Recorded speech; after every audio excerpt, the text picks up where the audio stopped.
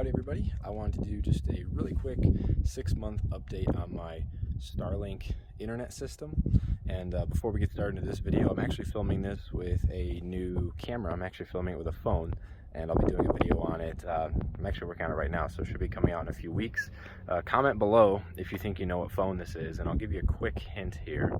Just a quick hint at the zoom detail that I get out of this camera. I could go further, but I am about 1/10 of the way there as far as the zoom goes. So comment below if you know what phone this is. My Starlink dish, which you can see behind me right there, is still up and kicking. I ran the cable down and kind of into my crawl space underneath, and that's where all the excess cable is at. But it's been doing really well.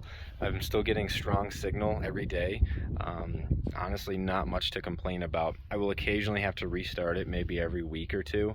We'll get random outages here and there, but that's only happened maybe twice where I've had just like dead connection and had to wait a good 10-15 minutes for it to kick back up. But I think that was because that's due to like a system-wide outage, because I know my neighbors down the way, they have a dish that I just saw go up, and the wait list as far as where I'm at here in eastern Colorado is really long. People may not even get theirs till next spring if they're looking to get Starlink. So honestly, it's been performing really well for me with having to restart, like I say, maybe once or twice a week if the network kind of crashes or goes down, but it's not been bad. And durability wise, you can hear it's pretty windy out here today. We occasionally get really strong winds. So not too long ago we had winds in excess of about like 80-90 miles an hour.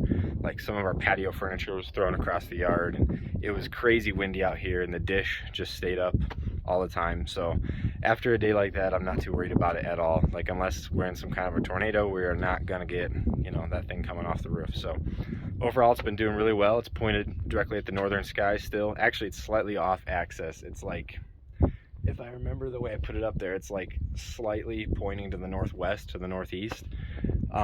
Just the way it ended up when I tightened it and screwed it in, it rotated a little bit, but honestly, it's still been really fine, and there's no blockage, no outage through the app or anything like that. So 6 months later, I can't complain. Honestly, if you're still on the fence about it, I'd jump on it. You do have to pay for your equipment, but you do own that then.